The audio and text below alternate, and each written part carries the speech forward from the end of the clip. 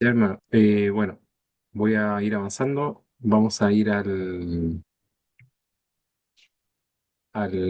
que nos convoca. Hoy día de hoy vamos a terminar el capítulo 11 ya, del libro de Ezequiel. ¿Ok? Así que voy a ir a avanzar, que son hartas diapositivas, a lo que nos toca el día de hoy, ya que son los últimos versículos del capítulo 11. Debería llegar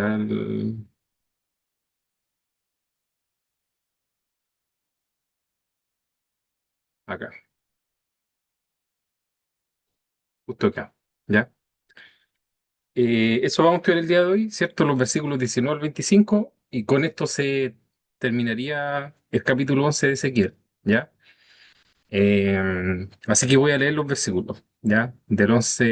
Capítulo 11 del 19 al 25. Dice, y les daré un corazón y un espíritu nuevo, pondré dentro de ellos. O sea, y les daré un corazón y un espíritu nuevo pondré dentro de ellos. Y quitaré el corazón de piedra de en medio de su carne, y les daré un corazón de carne para que anden en mis ordenanzas y guarden mis decretos y los cumplan y me sean por pueblo y yo sea a ellos por Dios. Mas a aquellos cuyo corazón anda tras el deseo de sus idolatrías y de sus abominaciones, yo traigo su camino sobre sus propias cabezas, dice Jehová el Señor. Después alzaron los querubines sus alas y la rueda en pos de ellos y la gloria de Dios de Israel estaba sobre ellos. Y la gloria de Jehová se elevó de en medio de la ciudad y se puso sobre el monte que está al oriente de la ciudad. Luego me levantó el espíritu y me volvió a llevar en visión del espíritu de Dios a la tierra de los caldeos, a los cautivos. Y se fue de mí la visión que había visto. Y hablé a los cautivos todas las cosas que Jehová me había mostrado. ¿Ya? Bueno, acá termina la visión que empezó el capítulo 8. ¿Ya? Acuérdense que del capítulo 8 Ezequiel fue tomado por el Espíritu. Ah, bueno, acuérdense a todo esto, ya, que Ezequiel no estaba en Jerusalén. Ya, yo siempre le explico cuando empezamos un nuevo capítulo, ya, que Ezequiel no estaba en Jerusalén. Ezequiel estaba en Babilonia, porque había sido desterrado allá en la segunda deportación, ¿cierto? Entonces, el Señor lo llevó, seguramente en espíritu, ¿cierto? Le pasó lo que le pasó a Felipe, ya en el Nuevo Testamento, acuérdense que Felipe fue arrebatado de un lugar a otro cuando bautizó a los eunucos. Espero que me entiendan de lo que estoy hablando, ¿verdad? Entonces, se fue llevado en espíritu o en cuerpo, no se sabe bien, a Jerusalén, y ahí en Jerusalén Dios le mostró muchas cosas, ¿verdad? Se nos cuenta desde el capítulo 8 hasta ahora, hasta acá, ¿ok? El 8, el 9, el 10, el 11, los cuatro capítulos, ¿ya? Y acá termina la visión de Ezequiel, ya de todas las cosas que él vio, ¿cierto? Cosas que iban a pasar, ¿cierto? Evidentemente, ¿ya? Eh, bueno, en esta sección, ¿verdad? Nosotros colocamos esta foto, yo siempre les menciono esta foto, ¿verdad? Que ustedes ven atrás, que sale una puerta cerrada. Esta es la puerta oriental, ¿ya? La puerta oriental del templo y este es el templo, ¿ya? ¿Ok? Con esta muralla y todo, ¿ya? Ahora, no es el mismo templo de cuando está Ezequiel, porque ese templo fue completamente destruido. Este es una parte del templo que queda, ¿verdad? Eh, del que construyeron para cuando Jesús vino a la tierra, ¿ya? Que son algunas secciones que quedan, ¿ok? Entonces, este templo, esta puerta oriental es muy ilustrativa porque bueno, Ezequiel nos cuenta en los versículos anteriores que el Señor se fue por esta puerta, ¿ya? O sea, el carruaje real del Señor con los querubines y todo salió por esta puerta, se fue por acá, salió por aquí, ¿ya? Eh, y ahí había una profecía, ¿cierto? Que la vamos a ver más adelante en este libro, que habla que el Señor también va a volver por esa puerta, ¿ya? Por esta puerta oriental, ¿cierto? Entonces algunas personas que han ocupado esta ciudad, porque esta ciudad es súper antigua de Jerusalén, en alerta de esa, digamos, de esa profecía, cerraron esta puerta, ¿ya? Ahora, yo les decía que no tiene como mucho sentido esto porque, porque yo creo que esa profecía se refiere a la Nueva Jerusalén, ¿ya? Hay una profecía que dice que el Señor va a entrar por la puerta oriental, ¿ya? Nuevamente, ¿cierto? Y que Él detrás de él va a cerrar la puerta para nunca más salir de ahí, ¿ya? Entonces, yo les decía que muy probablemente eso se debe a la puerta a la Nueva Jerusalén, ¿verdad? La Nueva Jerusalén es la ciudad, los que no, nos ubican de lo que estamos hablando. La Nueva Jerusalén es la ciudad celestial que sale mencionada en Apocalipsis, ¿ya? Que es la ciudad donde Dios va a habitar con los que lleguen allá, ¿cierto? Entonces, el Señor dice que se va a meter a esa ciudad a través de la puerta oriental en rememoración de cuando salió, ¿verdad? Pero salió de ahí en la Jerusalén antigua, ¿verdad? Y que se va a entrar por esa puerta y que como señal de que nunca más se va a ir de ahí, va a cerrar esa puerta, la puerta oriental, ¿ya? Pero yo les decía que yo, como interpreto yo eso, yo creo que eso no es una ciudad física de este mundo. Yo creo que es la Nueva Jerusalén, ¿ya? Yo creo que eso va a suceder en la Nueva Jerusalén, que va a ser una ciudad celestial, ¿verdad? Ok, entonces vamos a irnos un poco con contexto, ¿verdad?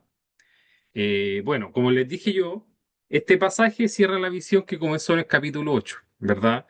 Donde Ezequiel es llevado desde la tierra de los caldeos, o sea, Babilonia. Cuando dice tierra de los caldeos, es Babilonia, ¿ya? Es lo mismo, ¿ok? A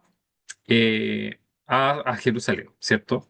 Ahora, a través de estos capítulos, por ejemplo, en el capítulo 8, no sé si se acordarán ustedes, pero en el capítulo 8 a Ezequiel le fue mostrada las idolatrías, ¿ya? Las idolatrías que se cometían ahí en la ciudad, ¿ok? Señor, no sé si se acuerda, pero le dice, "Oh, hijo de hombre, mira allá lo que están haciendo. Hijo de hombre, mira acá lo que están haciendo. Mira aquí, mira allá, mira allá." Y le mostró varias cosas que estaban pasando en la ciudad que eran como idolatrías, ¿verdad? Eran idolatrías muy fuertes, ¿ok? Que cometían hombres, mujeres, hasta los niños estaban metidos en ese tema, ¿ya? Entonces eso nos demostraba que el pueblo estaba completamente corrompido, ¿ya? Corrompido hasta la médula, ¿cierto? Eh, la principal enseñanza que sacamos de ese capítulo es que ese templo representa nuestro corazón, ¿verdad? Nuestro espíritu, nuestro corazón. Y que a veces nosotros en nuestro corazón tendemos a guardar inmundicias, ¿verdad? Pecados, distintas cosas que tenemos ahí metidas en el corazón, ¿verdad? Pero que Dios las ve, de la misma forma que veía como ellos hacían cosas en distintos lugares escondidos, hasta en los sótanos hacían cosas y el Señor llevó para allá a Ezequiel para que viera lo que están haciendo, ¿verdad? Bueno, después pasamos al capítulo 9 y en el capítulo 9 vemos el juicio que el Señor ejecuta, pero así como en un ámbito espiritual, ¿verdad? Ezequiel ve cómo venían unos ángeles con una arma destruyendo todo, ¿cierto? Ahora, eso no fue exactamente lo que pasó fue que llegaron los caldeos y destruyeron todo, ¿verdad? Los babilonios. Pero él lo ve como en el espíritu, como un juicio del Señor, ¿cierto? Que vienen estos ángeles destruyendo todas las cosas. Pero antes de que pasaran estos ángeles, ¿verdad? Ezequiel dice que ve un hombre que andaba con un candelero, ¿cierto? Sellando la frente o haciéndole una marca a todas las personas que no habían participado en esas abominaciones, ¿verdad? Y yo les decía que ese capítulo, precisamente esa sección, es exactamente igual de lo que se nos muestra en el libro del Apocalipsis, cuando el Señor va a hacer su juicio sobre la tierra y hay cuatro ángeles que están en las cuatro esquinas de la tierra que detienen los vientos son los juicios, ¿verdad? Y que dice que van a detener esos vientos hasta que, o otro ángel que pasó volando, no me acuerdo exactamente cómo es, pero otro ángel dice que esperen un rato, que van a sellar a todos los elegidos, ¿verdad? Antes de que se liberen esos vientos de juicio, ¿ok? Esa idea de Apocalipsis está sacada del capítulo 9 de Ezequiel, ¿ya? Y no al revés, ¿ok?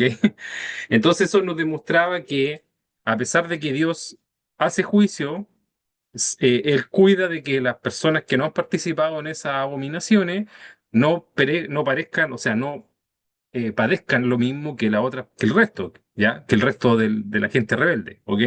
Ahora, yo les decía que eso es algo así como una victoria pírrica, ¿ya? Para los que no saben, una victoria pírrica es una victoria que se, eh, que se alcanza, pero por poquito, sí, ¿ya? Por poquito, o sea, se salvó por poquito, ¿verdad? O gané por poquito, ¿ya? ¿Por qué yo les decía eso? Les decía eso porque a pesar de que ellos no van a ser juzgados, esas personas, los que eran sellados, ¿verdad? Pero ellos iban a ver todo, ¿ya? Todo, absolutamente todo. Y lo más probable es que ellos estuvieron ahí en la destrucción esta destrucción que pasó. ¿verdad?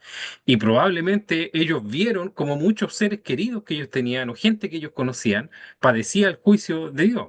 Entonces, a pesar de que es algo que usted podría decir, bueno, sí, pero salvó su vida, sí, pero la salvó, como dice la escritura, el justo con dificultad se salva, ¿verdad? Con dificultad. Entonces, por ver todas esas cosas, ¿verdad?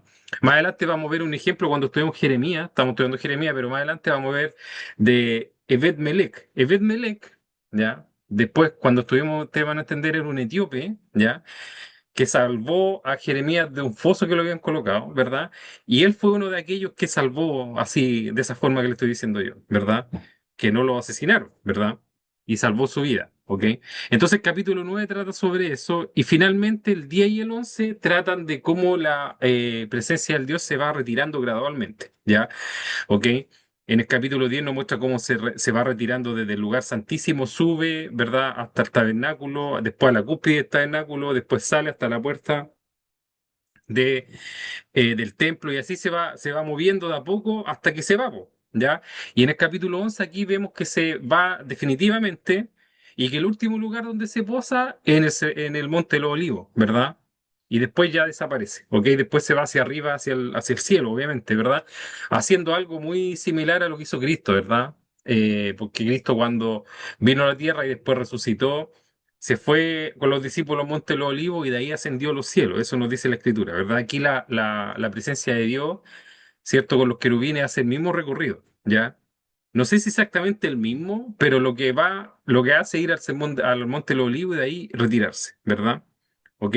Pero sin antes dar una promesa, porque el Señor siempre hace juicios, pero siempre deja como promesa, ¿verdad? Dando una promesa de la restauración y una renovación espiritual que va a pasar posteriormente, ¿ya? O sea, el Señor hace un juicio, esto queda todo destruido, pero no es el final de todo, ¿verdad? Porque Él se guarda un remanente, ¿verdad? Que va a llegar después, que eso lo vemos en otros libros, que vuelve a esta tierra, reconstruye el templo hasta que llega Cristo, ¿verdad? Y cuando llega Cristo a la tierra, forma la iglesia y esta iglesia que fue ya después liderada por los apóstoles, continúa hasta el día de hoy, ¿verdad?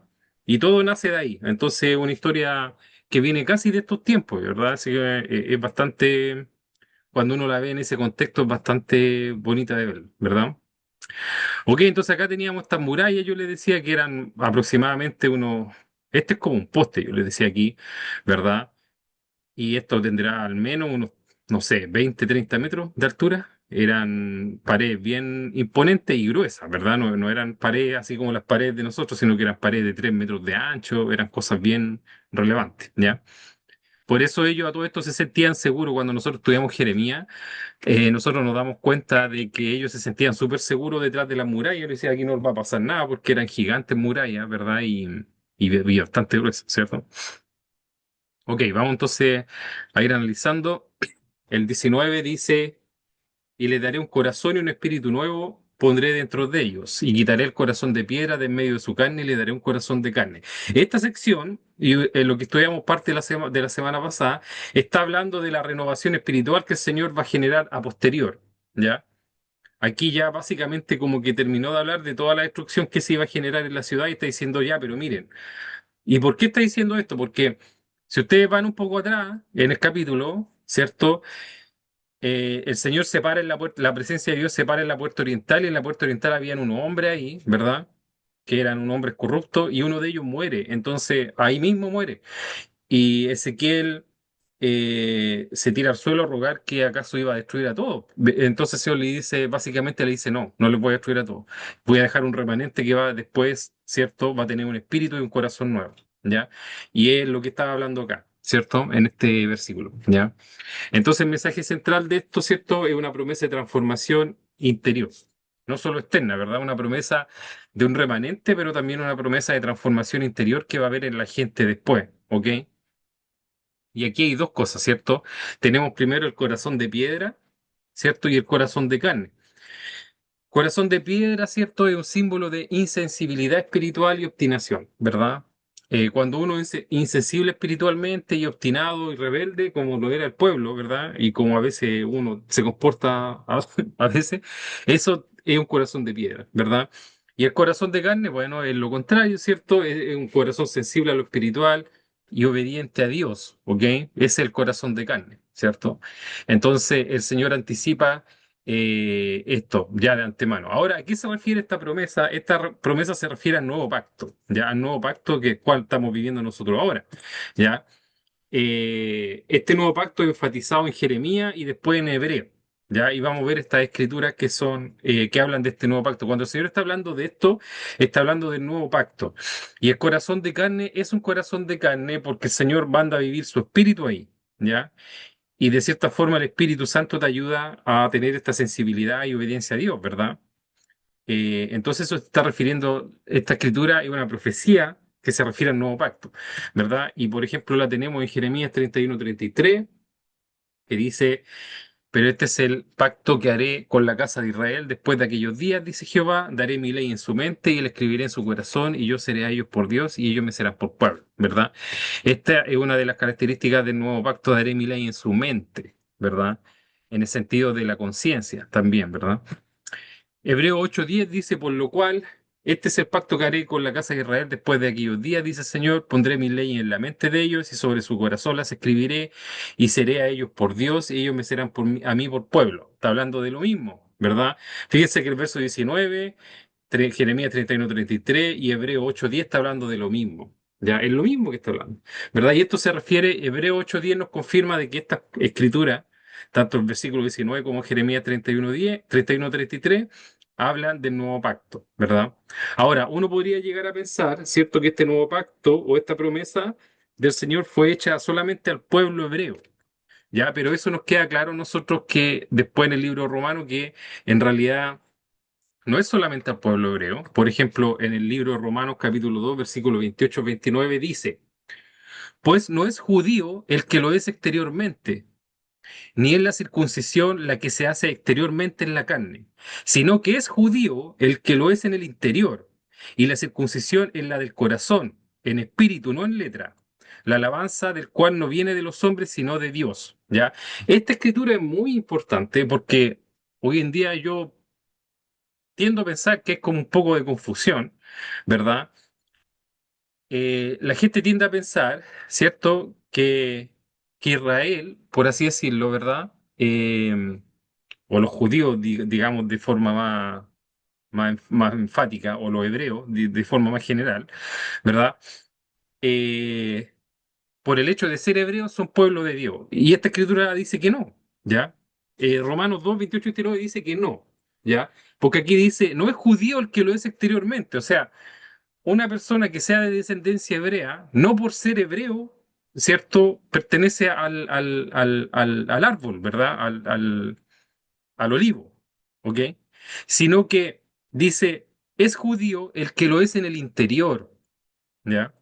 O sea, todo aquel, ¿cierto? Que interiormente obedece los mandamientos del Señor, ese es un es un judío. Ese pertenece, digamos, a lo que dice en el libro romano, en el capítulo 12, al olivo silvestre, al olivo, ¿verdad? Porque acuérdense que en Romanos capítulo 12, si ustedes después van para allá, no habla de dos olivos, no habla de un olivo silvestre y un olivo natural, ¿verdad? El olivo silvestre viene a representar a los gentiles, ¿verdad? Y el olivo natural viene a representar a los que son descendientes hebreos, de sangre, digamos, de nacionalidad, ¿verdad? Y ahí nos dice de que el Señor desgajó del olivo natural, desgajó, sacó una rama, las cortó, ¿ya?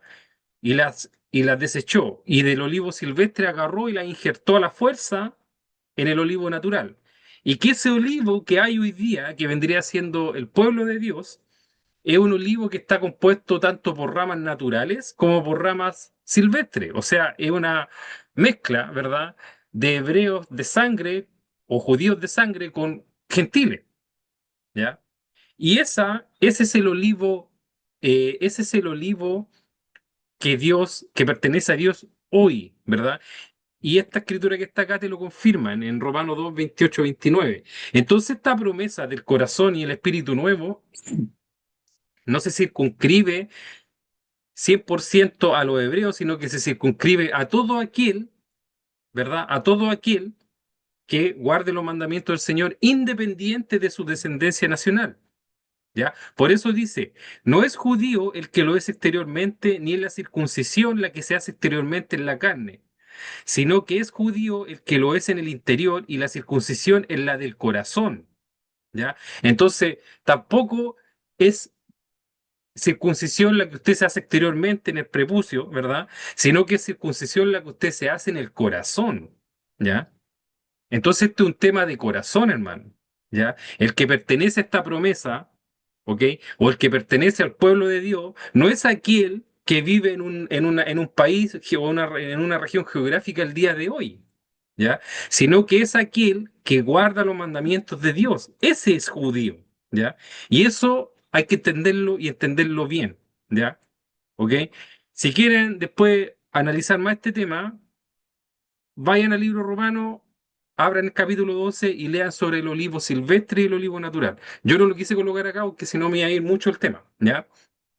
¿Ok? Pero el olivo silvestre y el olivo natural, ¿cierto? Vienen a representar básicamente, ¿cierto? A las dos naciones, por así decirlo, ¿verdad? A la nación gentil, que puede ser gente de cualquier lado, ¿verdad? Del mundo, y a la nación hebrea. Y el Señor dice que del olivo natural sacó una rama e injertó la fuerza del olivo silvestre en el olivo natural, ¿verdad? Y ese olivo que hay hoy día es una mezcla de ramas naturales con ramas que no eran de naturales, sino que silvestres, que vendrían siendo los gentiles, y que de eso armó él su olivo, que es el día de hoy la iglesia, ¿verdad? La iglesia como un concepto general, ¿verdad? ¿Ok? Que independiente de su descendencia, si es o no judío, ¿verdad? Usted pertenece al pueblo de Dios. Lo que importa acá no es de dónde venga usted, ¿verdad? Lo que importa es si usted obedece o no a los mandamientos del Señor, porque si no obedece, usted tiene un corazón de piedra, y si usted obedece, tiene un corazón de carne, ¿verdad? Y es parte de esta promesa que está en el versículo 19 de Ezequiel, ¿ya? Bueno, espero que haya quedado claro. Después, verso 20 dice, para que anden en mis ordenanzas y guarden mis decretos y los cumplan y me sean por pueblo y yo sea ellos por Dios, ¿ya? Entonces, ¿cuál es el propósito de esa renovación? ¿Cierto? El propósito de esta renovación que el Señor promete en el versículo 19 es la obediencia genuina a los mandamientos del Señor a través de una transformación espiritual, ¿verdad? Esa es la idea. O sea, todo acá apunta, ¿verdad? Más que a las costumbres o cosas que uno haga, a la obediencia al Señor, ¿verdad? Todo apunta allá. Ese es como el grano del asunto, ¿verdad? La obediencia, ¿cierto?, a los mandamientos de Dios, ¿ya? Ese es como el mensaje principal, ¿ya? Y aquí, a través de esta obediencia, ¿verdad?, se forma un vínculo. Y este vínculo es el siguiente, dice el Señor, ellos serán mi pueblo y yo seré su Dios, ¿verdad? O sea que hay un vínculo, ¿verdad? A través de la obediencia se genera este vínculo de mí con Dios, ¿verdad? O de yo con Dios, ¿verdad? Que yo soy su pueblo, ¿cierto? Y él es mi Dios. Hace una semana atrás yo le hablé de conocer a Dios y siendo conocidos por Dios. ¿Se acuerdan? Creo que fue hace 2 semanas atrás. ¿Ya? Esto es lo mismo, ¿verdad? Acá está hablando, ellos serán mi pueblo, o sea, yo los voy a conocer y yo seré su Dios, o sea, ellos me van a conocer. Es una cosa de dos direcciones. ¿Ya? Y esto es súper importante porque a veces hay personas, ¿cierto? O hay gente, o no sé, ¿ya? Personas en general, que no conocen a Dios, hermano. ¿Ya? Entonces, eh, no es suficiente o no es, por así decirlo, eh, o sea, a veces uno piensa que, no sé, con ir a la iglesia o hacer tal o cual cosa, estoy en peque, ¿ya? Y yo no estoy diciendo que eso sea malo, ¿verdad? Estoy diciendo que para que haya una relación con Dios, tenemos que conocer a Dios, ¿ya? No, no nos queda otra, o sea, tenemos que conocer a Dios. Si usted, no sé, po, si usted quiere tener, imagínese usted, no sé, po, alguien joven y dice, oye, ¿sabes que yo me quiero casar? ¿Ya? Bueno, o quiero formar una relación con esta persona. Lo primero que tiene que hacer es ir a conocerlo, po, ¿o no? ¿No cree usted que eso es como lo primero, no? Conocer a la persona, ¿verdad? ¿Y qué significa conocerla?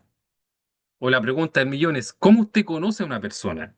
Bueno, tiene que pasar tiempo con él, po, ¿verdad? Tiene que conversar con él, salir con él o con ella, no sé, po, compartir cosas, ¿verdad? Pasar tiempo con esa persona, ¿ok? Para conocerla, o si no, no la va a conocer nunca. ¿ya? Porque conocerla así de vista, eso no es conocer, ¿verdad? Eso es ubicar, ¿ok? Cuando dice, no, y la vecina, yo no, si yo conozco a la vecina, eso quiere decir que usted la ubica, ¿verdad? O sea, si usted la ve en la calle, sabe que es la vecina, pero ¿sabe usted lo que tiene esa persona en la mente? No, porque no la conoce, ¿verdad? Entonces, esto es lo mismo, ¿verdad? Aquí se forma un vínculo, ¿ya? Se forma un vínculo con Dios, ¿ya? Pero este vínculo va en dos direcciones, va para allá y va para acá, ¿verdad? Es un vínculo de dos direcciones. Yo conozco a Dios y Dios me conoce a mí, ¿ya? Entonces, si yo no conozco a Dios, yo no tengo ni un vínculo con Dios porque no lo conozco, ¿verdad? Acuérdense también que la Escritura dice en muchos lugares que lo que Dios quiere es que lo conozcamos y lo entendamos. Son dos cosas, conocer y entender, ¿verdad? Entender qué significa. Cuando Dios actúa de una forma, usted sabe por qué actúa así, porque usted lo entiende. Es como cuando, no sé, usted tiene su cónyuge que tienen años de casado, usted lo conoce y no solamente lo conoce, también lo entiende, ¿verdad? Usted va, si alguien le dice, oye, ¿sabes qué? No sé, pues tu cónyuge hizo tal cosa, usted dice, no, imposible. ¿Por qué no? Porque no, porque yo lo conozco, no, alguien no haría algo así. O ella, no sé, ¿ya? De la misma forma. Ya, entonces esto es súper importante porque muchas veces nosotros queremos tener o alegamos que tenemos una relación con Dios, que somos hijos de Dios, pero muchas veces no conocemos a Dios, ¿ya? Y estamos autoengañándonos, literalmente, ¿ok? Entonces, este vínculo, ¿verdad? Que se va a dar, ellos serán mi pueblo y yo seré su Dios. Y este yo le decía que es un vínculo en dos direcciones, ¿verdad? Y es que esta es la alianza de Dios con las personas, ¿cierto? En Éxodo 6:7 dice, y os tomaré por mi pueblo y seré vuestro Dios, y vosotros sabréis que yo soy Jehová vuestro Dios, que os sacó debajo de las tareas pesadas de Egipto. Bueno, acá está hablando del pueblo cuando lo liberó, ¿verdad? De la esclavitud, ¿verdad? Les dice lo mismo que les dice acá. Yo os tomaré por mi pueblo y seré vuestro Dios, ¿ya? ¿Ok? Es básicamente lo mismo que se está repitiendo aquí, ¿ya? Ahora, a lo largo de la Biblia, Dios revela su plan de redención a través de una serie de pactos, ¿verdad? Si usted ha estudiado la Biblia alguna vez en su vida, ¿verdad? Que me imagino que es el caso de todo acá, ustedes sabrán que la Biblia tiene principalmente, mire, si usted pudiera resumir la Biblia en pocas, así, si usted la pudiera resumir en 30 segundos, básicamente, ¿ya? La Biblia es un libro que trata de la relación de Dios con el hombre. Eso es como de lo que trata la Biblia, ¿ya? En pocas palabras, de la relación de Dios con el hombre, ¿ya? Y que Dios siempre ha querido tener una relación con el hombre, una relación de amistad con el hombre, ¿verdad? Como esto que le está diciendo acá, ellos serán mi pueblo, yo seré su Dios, una amistad en dos direcciones, porque la amistad no se da en una dirección, pues se dan en dos direcciones. Yo soy amigo tuyo y tú eres amigo mío, ¿verdad? O si no, no hay relación, ¿ya? Entonces la Biblia es un libro que trata de la relación de Dios, de la relación de Dios con el hombre y de Dios querer entablar esta relación con el hombre a través de dos pactos, ¿verdad? Y ahí tenemos el Antiguo Testamento y el Nuevo Testamento, que básicamente hablan de dos pactos que Dios ideó para tener una relación con el hombre, ¿verdad? Entonces, y esto desde que el hombre cayó en el Edén, Dios ha querido restaurar esta relación, porque a todo esto Dios creó al hombre para tener una relación con él, ¿ya? Una relación de amistad con el hombre, ¿ya? Pero cuando el hombre cayó en Edén, y ahí sale la Biblia con la historia de querer Dios restaurar esa relación con el hombre, lo ha hecho a través de la historia, a través de dos pactos, del antiguo y del nuevo, ¿verdad? Y la historia termina en el libro del Apocalipsis con la relación restaurada.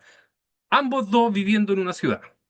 ¿Cierto? Que es la Nueva Jerusalén, ¿cierto? Y ahí van a vivir para siempre en una amistad entre Dios y el hombre.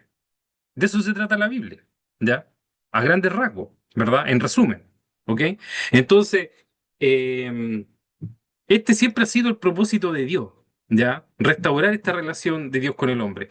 Y a pesar de que acá, en este libro de Ezequiel, se está destruyendo el primer pacto, ¿verdad? Dios dice que va a haber un segundo. ¿Ok? ¿Por qué? Bueno, porque Dios quiere restaurar esta relación con su creación, ¿ya? Ese es el motivo, ¿ya?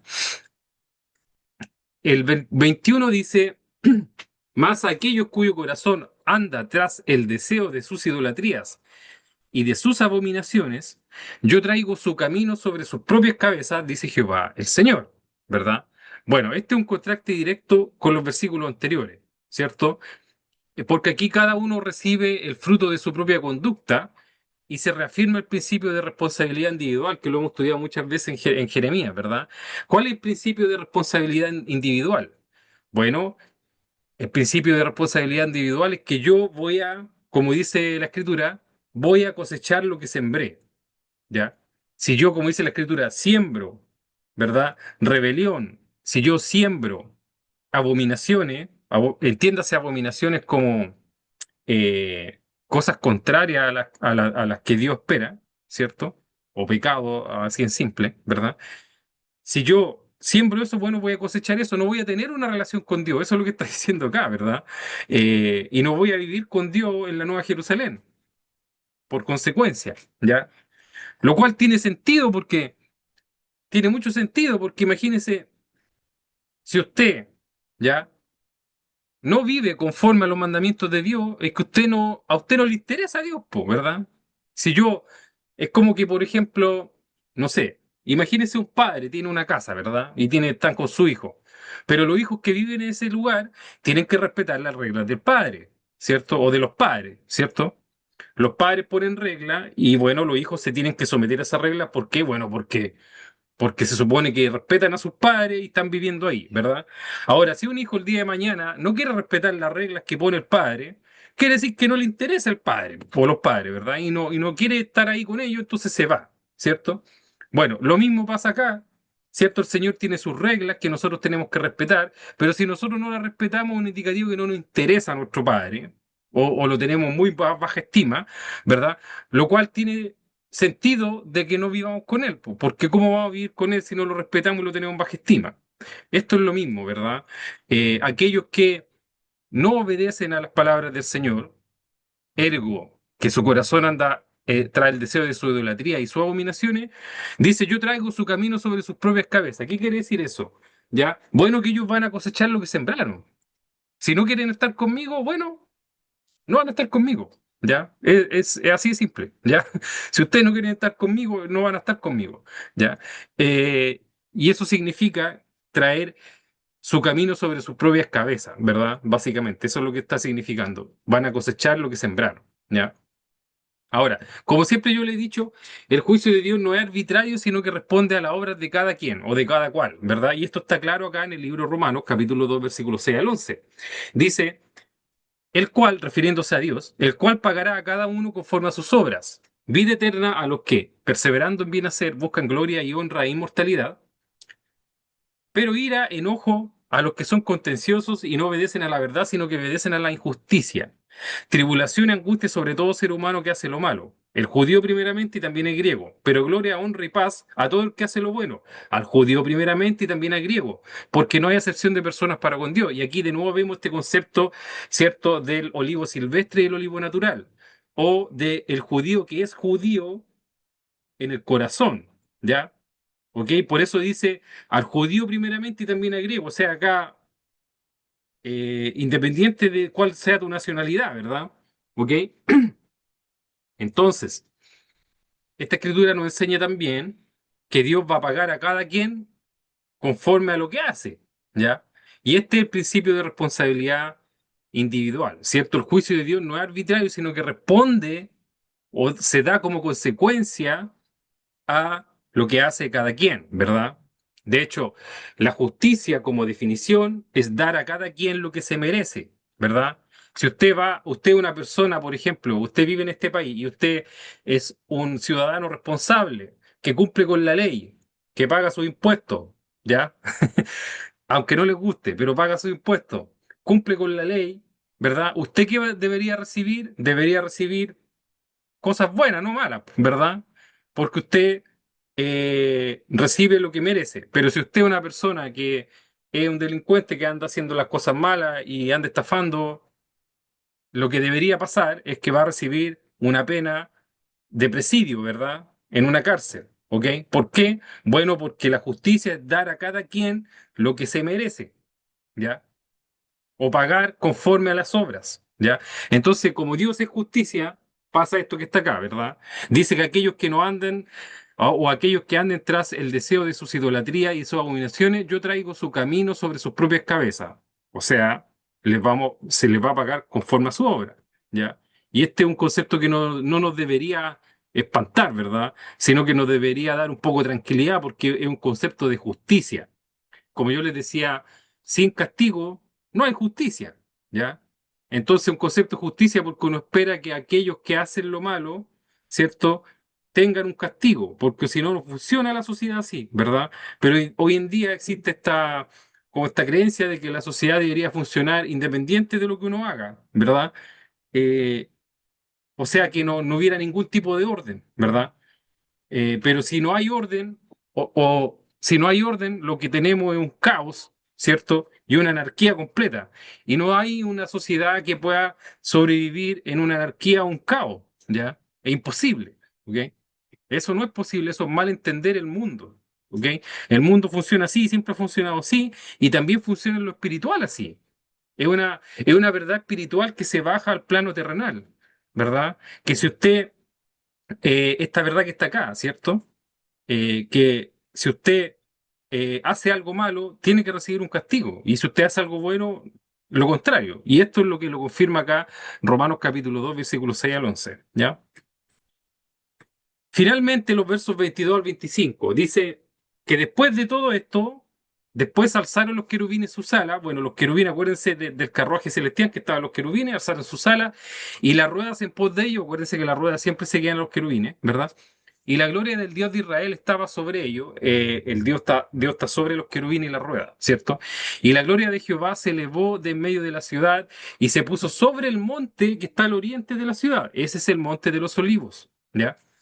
Luego me levantó el espíritu y me volvió a llevar en visión del espíritu de Dios a la tierra de los caldeos, o sea, Babilonia, porque a todo esto Ezequiel está en Babilonia, no estaba ahí, ¿verdad? A los cautivos que están en Babilonia, a los otros cautivos que había, acuérdense que anteriormente habían habido cautivos ya, ¿verdad? Eh, y se fue de mí la visión que había visto, y hablé a los cautivos todas las cosas que Jehová me había mostrado, ¿verdad? Entonces, la gloria de Dios después de progresar desde el lugar santísimo hasta el umbral después del templo, hasta la puerta oriental, la gloria de Jehová dejó el templo e incluso la ciudad de Jerusalén, deteniéndose en el monte de los olivos, en el lado oriente de la ciudad. Y este es un lugar simbólico. ¿Y por qué es simbólico? Bueno, porque la Escritura se habla harto del monte de los olivos, ¿verdad? Tenemos a Cristo, ¿cierto? Hablando del Monte de los Olivos, cuando el Señor resucitó, fue con los apóstoles, ¿cierto? Al Monte de los Olivos, ahí les dijo las palabras que están en Mateo, ¿cierto? Ir y predicar este evangelio a toda criatura, etcétera, etcétera, etcétera, ¿verdad? Y ahí dice que subió al cielo, ¿ya? Desde el lugar de los olivos. Y fíjese que aquí la gloria de Dios también hace lo mismo, ¿ya?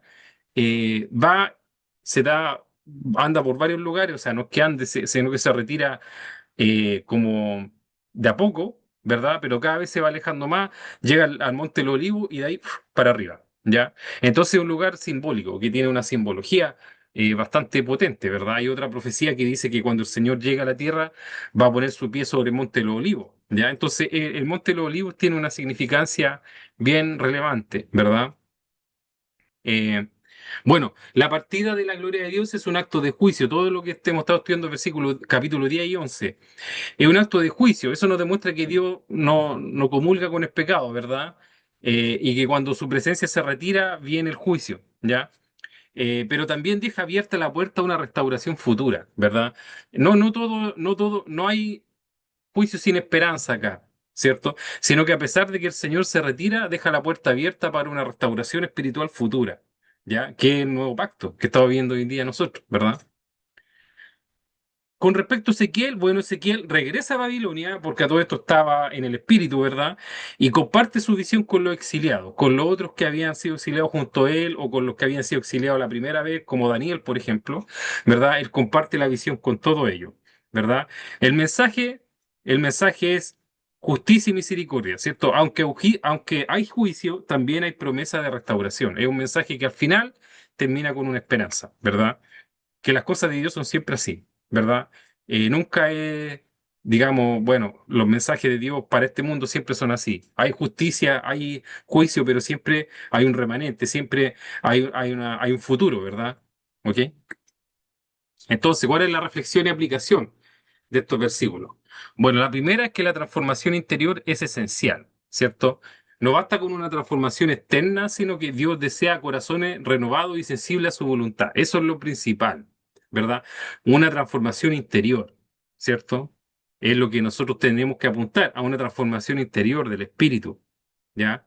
No solamente externa, sino que del espíritu, ¿ya?